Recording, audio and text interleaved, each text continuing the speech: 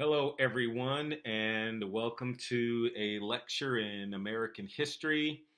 This lecture is titled The Enlightenment, Philosophy, and Thought. Our goal here is to comprehend the ideas that led to the American Revolution, appreciate the influences in colonial politics, and will should come to some understanding of the contradictions in colonial life, particularly when it pertains to slavery, and appreciate the legacy of the Enlightenment in American social, American and political life. But before we do that, we need to have a little bit of background, beginning in the 15th and 16th, 17th centuries, in that Europe was torn by witch hunts, wars of imperial conquest, wars of religion, where Protestants and Catholics denounced each other as followers of Satan, despotism of kings, where kings were claiming the divine right of kings, where that they would argue that their power did not come from people but came from God. So they divinely held on to the right to rule. That speakers of sedition and blasphemy, both against the monarchies and also the church, were imprisoned and executed, rebel organizations banned, and that the modern monarchy and its state became much, much more efficient. So, from that particular standpoint, we're seeing the total encapsulation of power and centralization of power by the monarchy over its subjugated people. All publications will be censored by the church and state. And so, what this means is that if you would have written any kind of pamphlet, that pamphlet had to be reviewed by people to ensure that there was no rebellious activity or rebellious ideas.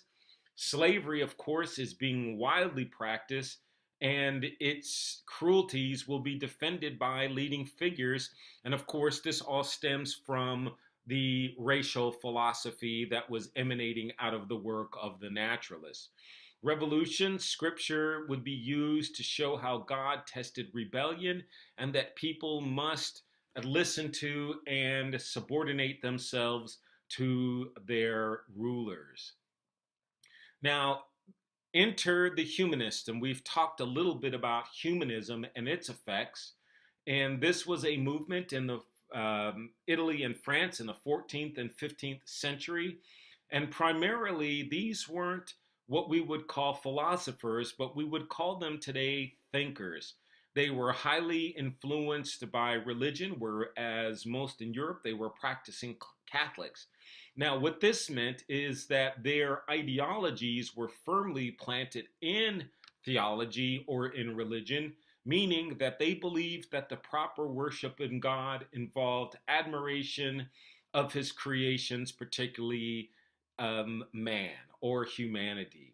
So, from their perspective, the humanists sort of believed that the artists, musicians, scholars, writers, painters, when they worked and produced their works of art, they were fulfilling the intellectual powers that were given to them by God.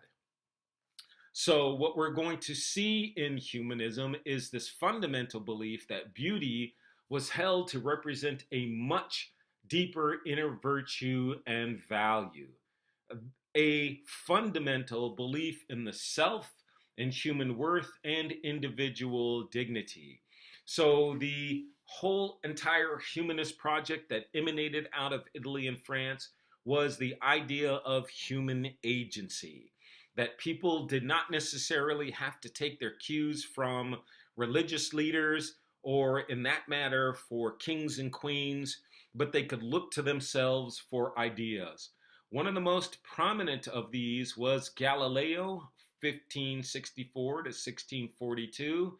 And Galileo, of course, questioned all the ideas of the day.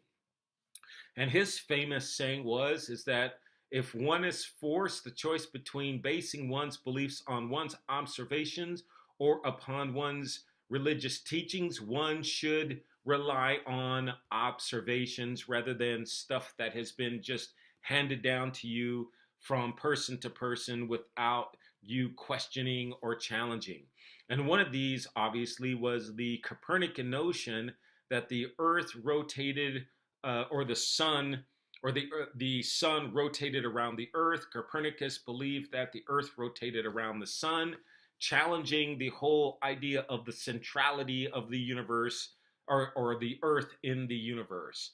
Another one of these humanists was Michel de Montaigne, 1533 to 1592, who gives us this concept of cultural relativism.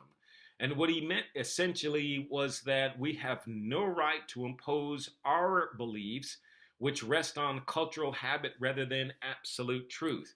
In other words, how do we know that what we believe in is better than what other people believe in?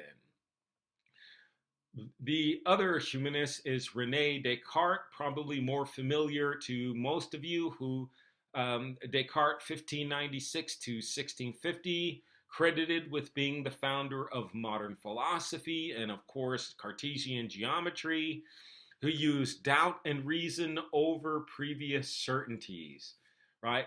He argued here that doubt was then used to challenge the existing norms of society.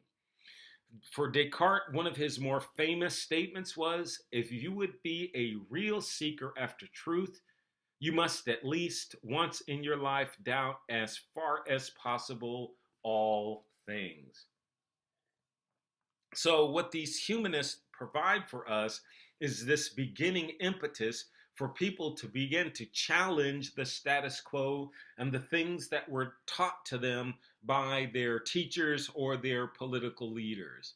This is buttressed on the fundamental idea of reason, right? Establishing and verifying facts through observation, changing or justifying practices based upon those observations in order to rid ourselves of prejudices in favor of skepticism and freedom.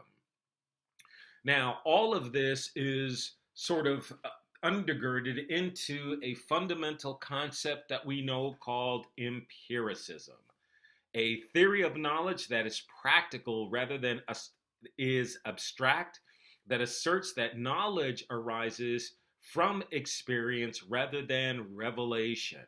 So one could really get this sense through empiricism and through this humanist project that this would be a fundamental challenge to religion, to faith-based practices, where much of religion and these faith-based practices rely on revelation rather than experience and observation. Right? So empiricism becomes a fundamental part of the scientific method, that all hypotheses, in other words, things that we assume to be truth, right, or factual, must be tested against the observations of the natural world. So what we can do is rely on our observations rather than revelation or some other system or form for deducing what is real and what is not real. One of the foremost proponents of this was Sir Isaac Newton, 1643 to 1727. And Isaac Newton will write the Principia Naturalis Mathematica, or the Naturalis Principia Mathematica in 1687, where he provides for us, or the theory that gravity is the controlling force within the universe. And so what this gives us is this ideology of the doctrine of scientific determinism. And so basically what this all means in terms of this concept of gravity is that all phenomenon experiences consist of arrangement of atoms following mechanical and mathematically regulated laws. So in other words, instead of conceiving the universe as following the laws, let's say, of God, we can fundamentally see the universe as following the laws of science or mathematics or some type of measured mechanical system that exists in the universe. So here we can what Newton was fundamentally extrapolating from this is that God, like the universe, was rational and dependable. Introducing John Locke, who 1623 to 1704 provides for us the concept of the social contract. And here he articulates this concept in the two treaties of civil government in 1690. And essentially, what we get from the two treaties of civil government is the theory of natural laws and natural rights. And what we can do with this is determine, based upon these laws and rights, on whether or not our governments are legitimate or illegitimate. And if they happen to be illegitimate, we can, in fact, revolt against those illegitimate or, in effect, tyrannical governments. Here is John Locke. Now, John Locke posited this argument that every individual is equal with every other individual, that all nature belongs to each of us, and that all we have to do is use our labor to improve the natural world. And when we do that, whatever we improve becomes our property. So, hence, what John Locke is providing for us is this concept of labor power applied to the natural world. And when labor power is applied to the natural world, it provides some form or sense of value. And if you are a student of Karl Marx and you've read Marx's magnum opus, Das Kapital, you will be able to see why the importance of labor power is to a lot of Marx theories. What Locke is going to argue here is that the function of government is going to be, therefore, then the protection of private property. And Locke will argue that this personal appropriation can continue indefinitely so long as that there is enough left for the rest of us. Now, we can think about this from a certain aspect that when European settlers were coming into North America and they were cutting down the forest, building forts, building homes, they would therefore then argue that since they were providing their labor power, then that property then becomes their own. So from this standpoint, we can see the actual effect of John Locke's ideas on European settlement in the New World. And Locke would argue that we are free to pursue this personal property or private property as long as we leave enough for everybody else, and that we should be or have enough freedom or given enough freedom by these governments to life, liberty, health, and possessions. Locke will argue that we should be able to act as we wish without interference from others, and that everyone has the faculty of reason. And that humans were bound by the self-evident laws of nature. Those self-evident laws of nature would have been articulated by individuals like Sir Isaac Newton, that the universe works in certain particular laws. The self-evident law of nature would be that people have a desire and a belief for freedom.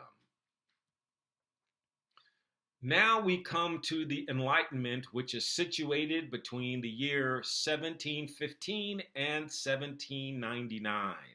So what is or what was the Enlightenment? It was an attempt to establish an authoritative system of aesthetics, ethics, logic, and claimed that this system could allow humans to obtain objective truth about the universe. Reason is going to be the primary source and legitimation for authority.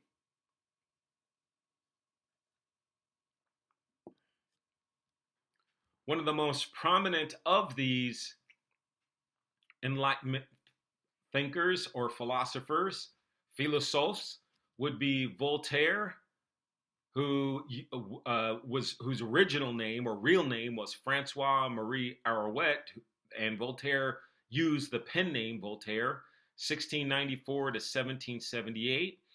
Voltaire moved easily around aristocrats. He was an aristocrat himself and believed that reason could be used to improve the world. And he opposed tyranny. Although Voltaire was no love for democracy, he believed that the well born should have the power to rule. He believed that the well born should govern judiciously. He provides for us this sort of the basis for the First Amendment and free speech, where he argues those who can make you believe in absurdities can make you commit atrocities, and the idea that he argued for that I may disagree with what you say, but I will defend till death your right to say it. Next is Jean-Jacques Rousseau, 1712 to 1778. Rousseau distrusted aristocrats and believed they were betraying decent traditional values and argued for a democratic style of revolution. His main contribution was the social contract, or the Principles of Political Right, published in 1762. And for Rousseau, his main argument or contribution, particularly to the idea of the social contract, is that man lived in nature and we were brutish, that there were no practical laws governing human behavior, and that people essentially lived without law or morality, and that human beings consciously chose to join each other in society, and that when we did so, that we decided to form governments and to create laws that could benefit the general will of the people. So people, once they joined in society, there would be a general social contract between people, particularly between the governments they established, and these governments must be about the business of the doing good or the benefiting the general will of the people. Here, Rousseau is going to argue that only in society can man be good, and therefore the social contract sets about the conditions for membership in society. And you can kind of think about this in terms of the social contract that exists today. Think about you driving away from school and you come to a red light, and what prevents you from just running through the red light?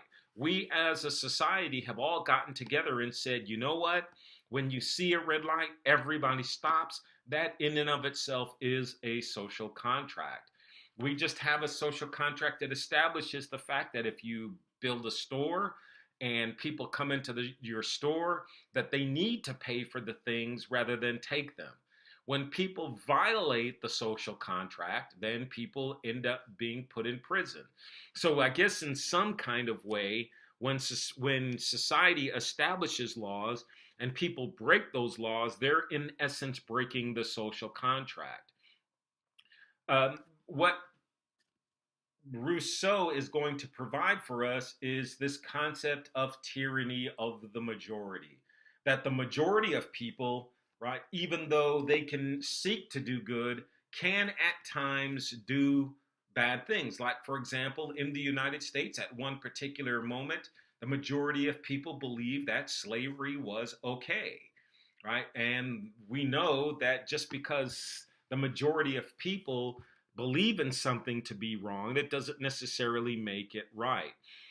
Rousseau is not an advocate of private property, but he is a believer in a concept called popular sovereignty. And what we mean by popular sovereignty and its application, which we'll see a little bit later on, is the idea that people should have the ability to decide for themselves. He also has this concept that man must be forced to be free. His famous statement, everywhere man is born free, but everywhere man is in chains.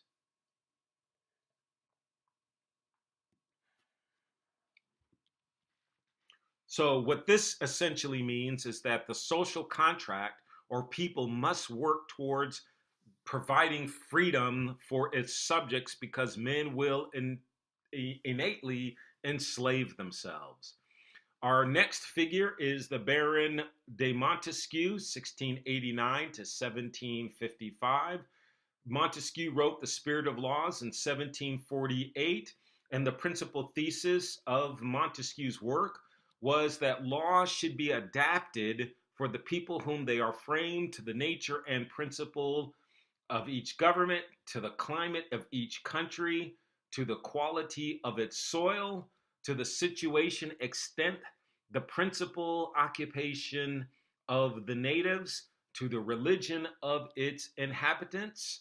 So, what Montesquieu is arguing here is that essentially that laws, when they are passed, need to be written in such a way that they apply directly to the people in this region. So if we can extrapolate from this, what we can kind of sort of come to some understanding is that the British government would be passing laws for the colonials, and Montesquieu would have told them that you need to pass laws that would be applicable for the colonials rather than passing laws that don't directly help them, that in fact actually hurt them. Montesquieu will argue that a democracy must educate its citizens to identify their interests with the interests of their country. And this would be a major failure of the British Empire in relationship to the American colonials. He would argue that liberty involves living under laws that protect us from harm, that enable us to feel the greatest possible confidence that if we obey those laws, the power of the state will not be directed against us. So Montesquieu is arguing here that the laws must be judicially written and judiciously applied. This would be a great failing of the English Parliament and leading directly to the American Revolution.